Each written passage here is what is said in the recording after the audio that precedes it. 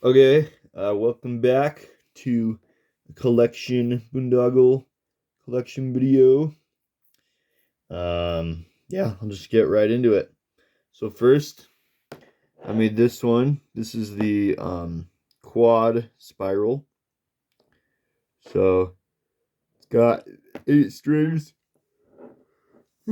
Excuse me. And this is done by first making sure you arrange the strings in a certain way at the start of it, and then you alternate between doing a quad swirl stitch and then doing a tornado stitch. So you just do one of each and you alternate like that, and it makes this effect where it's a twisted spiraling pattern, but it's a straight kind of square shape. Okay. And then if you were to do that same thing but without the tornado stitches and just do only the quad swirl stitches, then that's what this is. The quad swirl. So it's kind of like a tornado stitch, except it just looks a little bit different. So, and again, the initial placement of the colors at the beginning is important on this one. You can see the way that I accomplished it is I first started a white square stitch, and then I added strands in the middle of the square stitch in both directions, a yellow and a blue. So, okay. Sorry, I'm yawning a lot today. Next, I'll show you this one.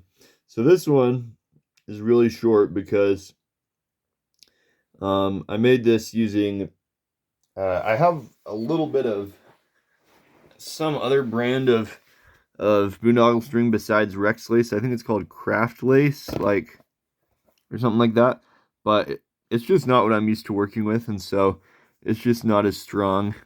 And so what happened here is I broke one strand, and then and normally when I break one strand, I'm able to reincorporate it and weave it back in, without having it be noticeable in the final product. But then, like, the very next stitch after I broke that one strand, I broke like 2 more strands or something crazy like that, and they were like adjacent strands that were right next to each other. So it would have been pretty hard to keep going. So that's why I just ended it. But this is the Chevron project. I made this with from a video posted by Jonathan. So it's a 4x1 wall, but then you do a certain stitch to accomplish this effect, where the colors are, they look random at first, but then you will notice there is a pattern to them. So, all right, I'm gonna go a little faster. Okay, this one, I decided to make a boondoggle with my name. So my name's William, but I go by Will a lot of times. So this is a 3x3 stitch with color switching techniques used in the middle to make my name on all 4 sides.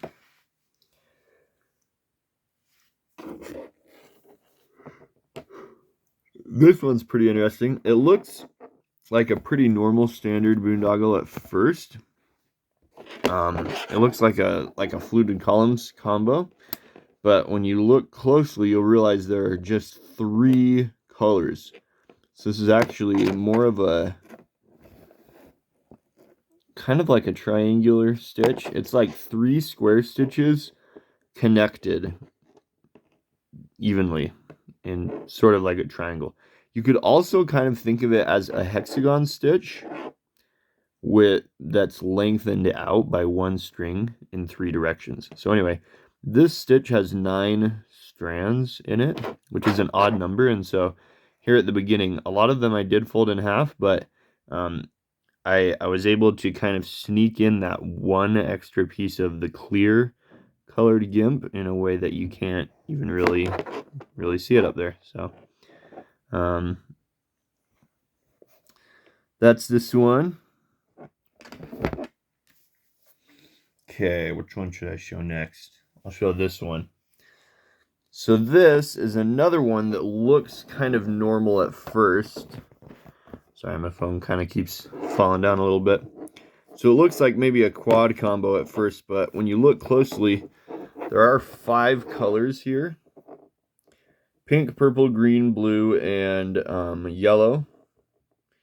And so what this actually is it's more of a super pentagon kind of a thing that I've made. So it's 5 square stitches connected together kind of in a pentagon shape there.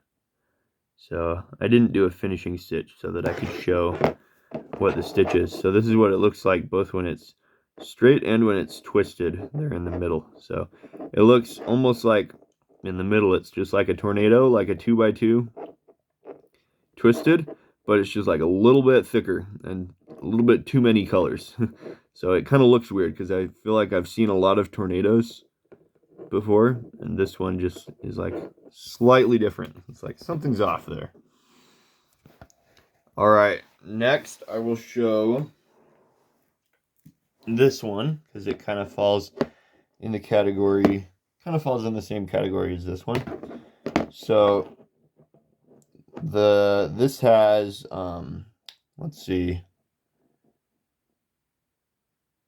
15. Wait, let me think. Actually, 1, 2, 3, 4, 5, 6. This is okay. So this has 9 pieces of string folded in half to create 18 total ends. And the shape of this stitch you can see right there. So I showed this one in progress in another one of my videos, but what this is this is essentially a 2x2x2 triangle stitch. So like the super triangle stitch, but it also has another square stitch attached to it on 3 of its corners. So it's kind of lengthened out in 3 directions. So let me try to find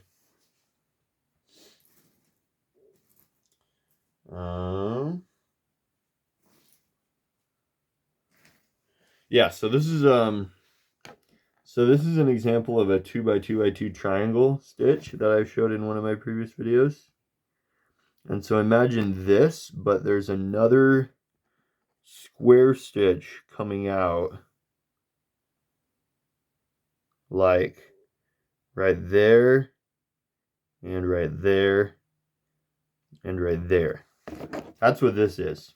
So, and also with some twisted sections, of course. But so you can see it's like flat right there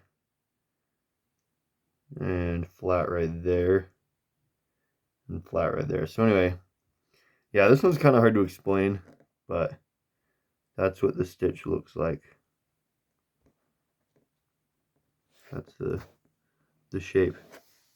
Something I've been doing a lot with my more recent Boondoggles too, especially when I include a key ring, or sometimes when I include a lanyard hook, is I actually split the stitch apart into 2 stitches, and just for a very brief amount of time to create a hole for the key ring. I used to just attach the key ring to the loops here in the starting stitch, but over time that's not the strongest. It's not a very durable setup too often. So okay, now so I've showed 7 so far. So I'm gonna show 2 that kind of fall into a new category of a new kind of technique that I've been trying. So this waviness is accomplished by, for this pattern at least, I did 2 brick stitches, and then with 4 of the strands that I had, I just made 2 square stitches, and then did nothing with 2 of the strands, and then rejoined it together back into a brick stitch. So I got this idea on the scoobadoo.eu website. So you're able to create these kind of curves in your boondoggle. So I really do like how this one turned out. It's not like a ton of strings. It's not a super time-consuming project. It only took maybe an hour or two, but it looks really cool. So, and on this one, the placement of the colors is also important if you don't want it to look kind of jumbled up.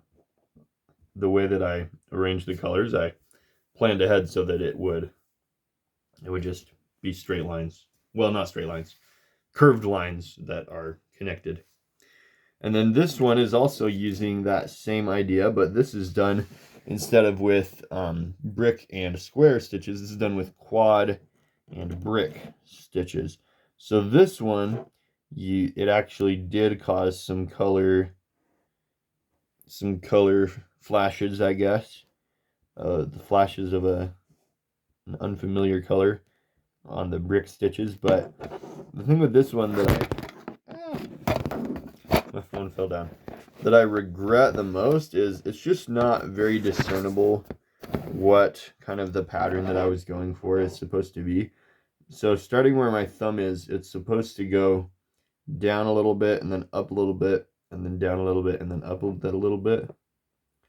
But it's just so subtle that it almost just looks like, overall, I'm not very proud of this one because it just kind of looks like a quad that's just kind of bent and all over the place for some reason.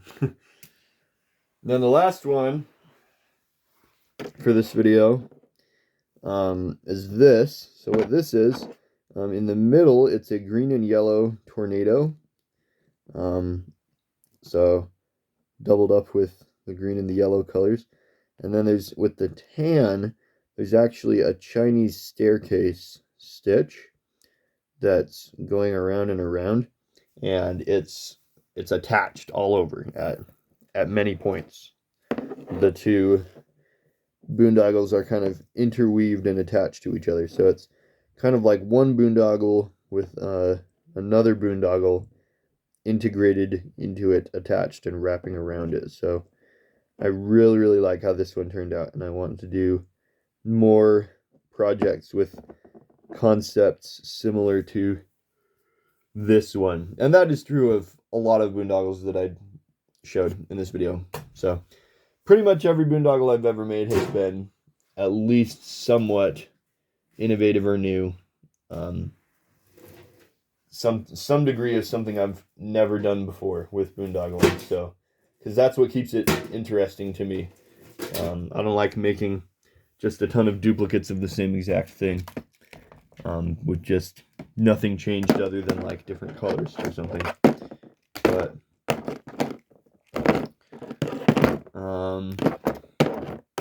I will post more videos as I continue to make more boondoggles, but that's all for now for today's video.